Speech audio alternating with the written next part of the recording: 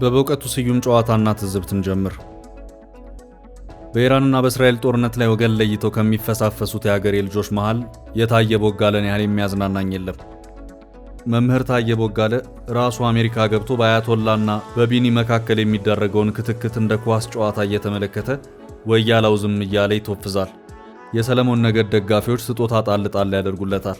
ነገደ ፋርሲን የሚደግፉ ደግሞ እንዳይሸጥ እንዳይለወጥ እንዲሁም እንዳይከራይ አድርገው ይሞልጩታል። አንዴ ምን ሲል ሰማሁት? የሁለቱ ሀገሮች ጦርነት ከተጀመረ አንስቶ ብዙ ሰው እንደ ቅጠል እየረገፈ ነው። በሐዘን ምክንያት ጸጉሬን አልተቆረጥኩም። የትኛውን ጸጉር ነው ጃልጀለስ? የግርጌውን ነው ወይስ የራስጌውን? በእርግጥ ታየ ጅል አይደለም። የዳዊትን ኮከብ ባንዲራ ከአሜሪካ ባንዲራ ጋር ደርቦ ከጀርባው ፈው አድርጎታል። የቅድስቲቱ ሀገር ሰዎች ሀብታም ስለሆኑ እንዲህ ሳቆላምጣቸው ቢያዩኝ ጥረ ግረህ ብላ ከተባለው ርግማን ይገላግሉኛል ብሎ ተስፋ አድርጎ ሳይሆን አይቀርም። ይመቸው። አንድ መሰሪ እንዳለው አጉል ከምትለፋ በዚህች የጠባለም ጠብል ልታስወግድ፣ ቂሎች ሲፋለሙ በደማቸው አትርፍ በአጥንታቸው ነግድ። ግጥሟ የራሱ የበውቀቱ ስዩም ስትሆን የማለዳ ድባብ የተሰኘች መጽሐፉ ላይ ትገኛለች። እኛ ለትዝብቱ በውቀቱን እያመሰገንን ወደ ጉዳያችን እንግባ።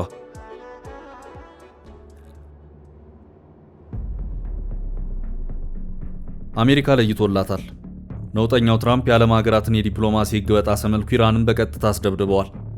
አሁን ጦርነቱ ከመካከለኛው ምስራቅ ተሻግሯል። ዓለም በጭንቅ ተይዛለች። ሩሲያ በኢራን ላይ የሆነውን ኢፍትሐዊ ጥቃት ለመበቀል ቃቷን የምትስብ ከሆነ ሶስተኛው የዓለም ጦርነት በእርግጥም ይጀምራል። ሰላም፣ ጤና፣ ፍቅርና ደስታ በያላችሁበት ይሁን ብንልም ዘውትር ጦርነትና ሰቆቃ እየከበበን ነው። ቢሆንም ዛሬም ተስፋ እናደርጋለን። ስለዚህ ሰላምን እንመኝላችኋለን ውድ የፈታ ዴሊ ቤተኞች። ይህ የሰንበት መቆያችን ነው። በሳምንቱ የተሰሙ ትላልቅ መረጃዎችንና አሁናዊ አዳዲስ እውነቶችን በአንድ ላይ ይዘን ሰንበትን ልናቆያችሁ ነው። በመጀመሪያ ርዕሶቹን እናስደምጣችሁ። የጊኒ ቢሳው ፕሬዝዳንት የእስራኤልና ኢራን ጦርነት ካላቆመ ሀገራቸው እርምጃ እንደምትወስድ ዝተዋል። እኚህ አፍሪካዊ መሪ ኢራንና እስራኤል ወደ ሰላም የማይመጡ ከሆነ አስከፊ እርምጃ እንደሚወስዱ ነው ያሳሰቡት። መቼም እዚህ አካባቢ የማይሰማ ጉድ የለም። ስለ ፕሬዝዳንቱ እርምጃ በዝርዝር እንነግራችኋለን። ትራምፕ የኢራንን የኒኩሌር ጣቢያዎች በመደብደባ የወርቅ ኒሻን ይገባቸዋል ተባለ። ሙገሳና ክብር እንደ ውሃ የሚጠማቸው ትራምፕ ይህን ሲሰሙ ጥቃታቸውን እንዳይቀጥሉበት ተፈርቷል። ድንገተኛ የአሜሪካን ጥቃት የተመለከቱ አዳዲስ መረጃዎችን በዝርዝር ይዘንላቸዋል። አያቶላ አሊ ካሚኒ ትግሉ እስከ መጨረሻው የህይወት እስትንፋስ እንደሚቀጥል ያመኑ ይመስላል። በያዝነው ሳምንት የወሰኑት ውሳኔ አስገራሚና የብዙዎች መነጋገሪያ ነበር። ዝርዝሩን ይዘንላቸዋል። ኢራን የፈለገ ቢመጣ የኒኩሌር ፕሮግራሟን እንደማታቆም ይፋ አድርጋለች። ይህ ውሳኔ ከአሜሪካ ጥቃት በኋላ ይቀጥል ይሆን? መረጃዎችን ይዘናል። ትራምፕ የህዳሴ ግድቡን በገንዘብ ደግፈን የገነባነው እኛ ነን ማለታቸው የሳምንቱ አነጋጋሪ ወሬ ነበር። በዚህም ጉዳይ እውነትና ሐሰቱን የለየንበትን ዝርዝር ይዘናል። ሩሲያ አንዲት የአፍሪካ ሀገርን ኒኩሌር ልታስታጥቅ መሆኑ ተሰምቷል። ይህን ሲሰሙ የምዕራቡ ዓለም ሀገራት መቆጣታቸው አይቀርም። ነገሩ ቀጣዩን ጦርነት በአፍሪካ ምድር ያደርገው ይሆን? ኒኩሌር የምትታጠቀውስ ሀገር ማን ነች? መረጃውን በዝርዝር ይዘነዋል። አብራችሁን ቆዩ። ግንባታን ጨርሶ በማስረከብ የሚታወቀው ጃምቦሮ ሪል ስቴት በመሃል አዲስ አበባ የአፍሪካ ህብረት መቀመጫ በሆነችው ሳር ቤት ቅንጡ አፓርታማዎችን አቀረበላችሁ። በ5000 ካሬ ላይ ያረፈ እጅጉን መንደር ከፈለጉ ከ2500 እስከ $4000 የሚያከራዩቸውን ወይም የሚኖሩባቸውን ቤቶች በ10% ወይም በ1.2 ሚሊዮን ብር ቅድመ ክፍያ ጀምሮ ለሽያጭ አቀረበላችሁ። እንዲሁም ግዙፍ የገበያ ማዕከል ከሆነው ኪሩ ግራንድ ሞል እና አፓርትመንት ከ400,000 ብር ቅድመ ክፍያ ጀምሮ ሱቆችን እየሸጥን ነው። ይህ የማስታወቂያ ዋጋው ለጥቂት ቀናት የሚቆይ በመሆኑ አሁኑን ይደውሉ። ከሀገር ውጭ ለምትኖሩ በዲኤችኤል በ3 ቀን ውስጥ ባላችሁበት እናስፈርማለን። ለበለጠ መረጃና ሳይት ለመጎብኘት በ0967 665262 ወይም በዋትስአፕ ማግኘት ትችላላችሁ። በጊዜ ግቡ። ጃምቦሮ ሪል ስቴት።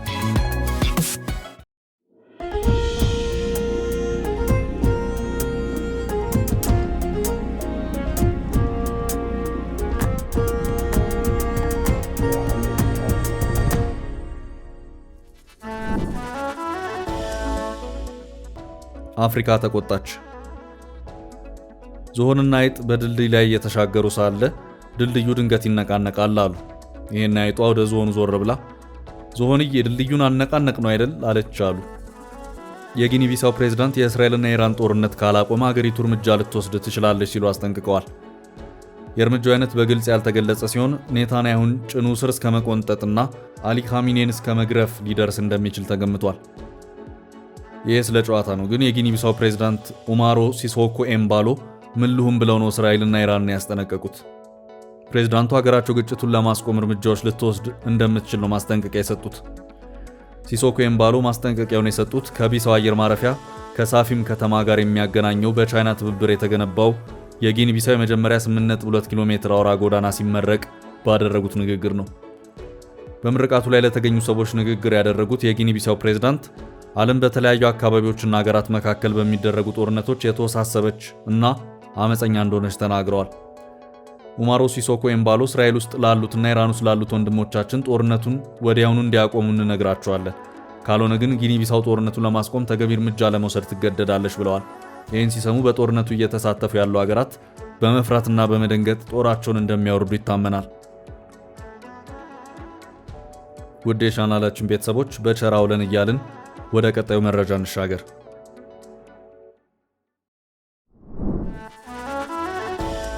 የትራምፕ ድፍረት። የአሜሪካው ፕሬዝዳንት ዶናልድ ትራምፕ የአሜሪካ መከላከያ ኃይል በኢራን 3 የኒኩሌር ተቋማት ላይ ቦምብ ድብደባ መፈጸሙን ተናግረዋል። ፕሬዝዳንት ዶናልድ ትራምፕ ከዋይት ሃውስ ባደረጉት ንግግር ዩናይትድ ስቴትስ በኢራን በሚገኙ በርካታ የኒኩሌር ማዕከላት ላይ አየር ጥቃት እንደፈጸመች አስታውቀዋል። ጥቃቱ በተጠናከረው የፎርዶ ተቋም፣ ናታንዝ እና ኢስፋሃን ላይ ያነጣጠረ ሲሆን ትራምፕ ጥቃቱን አስደናቂ ወታደራዊ ስኬት ሲሉ ገልጸው ኢራን ሰላም መፍጠር አለባት፣ ካልሆነ ግን የወደፊት ጥቃቶች እጅግ የከፉ ይሆናሉ ሲሉ አስጠንቅቀዋል። ፕሬዝዳንት ትራምፕ በንግግራቸው ላይ ሙሉ የቦምብ ጭነት ዋነኛው ቦታ በሆነው ፎርዶ ላይ ተጥሏል ሲሉ ገልጸው ሁሉም የአሜሪካ አውሮፕላኖች ከኢራን አየር ክልል በሰላም መውጣታቸውን አረጋግጠዋል። ኦፕሬሽኑን የአሜሪካን ወታደራዊ ብቃት ማሳያ አድርገው አወድሰዋል። የኢራን የመንግስት መገናኛ ብዙሃን የፎርዶ ቦታ ክፍሎች በጠላት ጥቃት እንደተመቱ ቢገልጹም ባለስልጣናት ግን የደረሰውን ጉዳት ሙሉ መጠን እስካሁን አላረጋገጡም። ጥቃቱ የኢራን የውጭ ጉዳይ ሚኒስትር በአሜሪካ በእስራኤል ኢራን ግጭት ውስጥ መሳተፍ በጣም አደገኛ እንደሚሆን ከዚህ ቀደም ካስጠነቀቁ በኋላ ነው። በተያያዘ ዜና ኢራን የአሜሪካ የቦምብ ጥቃት በኒኩሌር ጣቢያዎቹ አቅራቢያ ያሉ ዜጎችን አደጋ አልጋረጠባቸውም ብላለች። በቆም ከተማ የሚገኘው የቀውስ አስተዳደር ዋና መስሪያ ቤት በአካባቢው የሚገኙ ሰዎች በኒኩሌር ጨረር አደጋ ውስጥ አልገቡም ብለዋል። በተለይ ግዛቷ ፎርዶ የተሰኘው ጣቢያ የሚገኝባት በመሆኑ ቀውሱ አስፈሪ ሆኖ ነበር።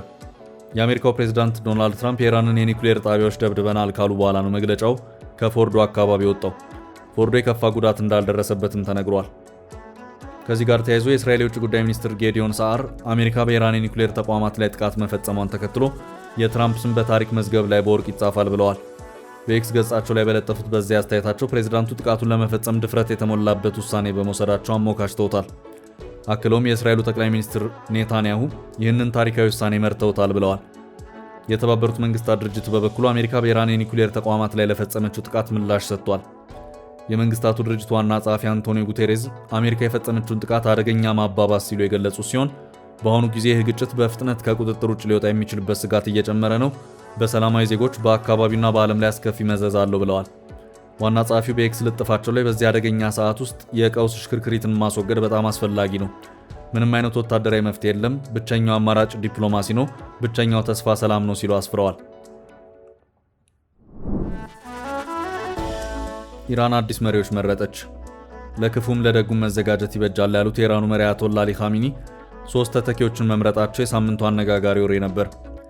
ጦርነቱ ተባብሶ በቀጠለበትና በቀጣይም በጦርነት ውስጥ የሚሆነው ለማይታወቅባት ኢራን ከእስራኤል እያደረገች ባለው ፍልሚያና አሜሪካ ወደ ጦርነቱ በገባችበት የኢራን ጠቅላይ መሪ አያቶላ አሊ ኻሜኒ ለክፉ ራሳቸውን አዘጋጅተዋል ተብሏል።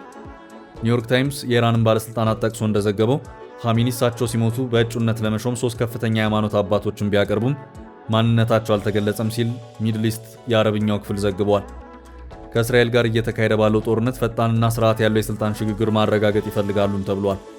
የኢራን የስለላ ድርጅት ከፍተኛ ባለስልጣናት የሞባይል ስልኮችን ወይም ማንኛውንም የኤሌክትሮኒክስ መገናኛ ዘዴዎችን መጠቀም እንዲያቆሙና ከመሬት በታች ባሉ ጋሻዎች ውስጥ እንዲቆዩ መጠየቁን ገልጸዋል ሲል ሚድል ኢስት ዘግቧል።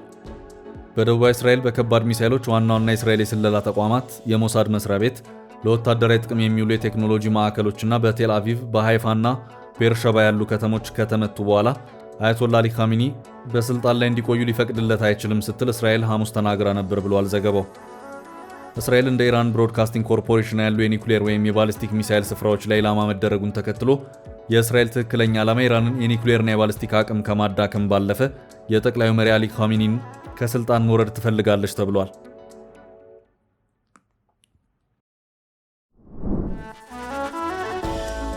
ኢራን ወደ ኋላ የለም ብላለች። የኢራን ፕሬዝዳንት መሱድ ፔዜሽኪያን አገራቸው የኒኩሌር ማበልጸግ መርሃ ግብሯን እንደማታቆም እወቁልኝ ብለዋል። ኢራን የሲቪል ኒኩሌር መርሃ ግብሯ ላይ ክትትል እንዲደረግም እንደማፈቅድ ፕሬዝዳንቱ እንዳስታወቁ የኢራን የዜና ወኪል ዘግቧል። ፕሬዝዳንቱ ከፈረንሳዩ ፕሬዝዳንት ኢማኑኤል ማክሮን ጋር ባደረጉት የስልክ ውይይት ኢራን የኒኩሌር እንቅስቃሴው ላይ እምነት ለመፍጠር ዋስትና ለመስጠት ዝግጁ መሆኗን መናገራቸው ተዘግቧል።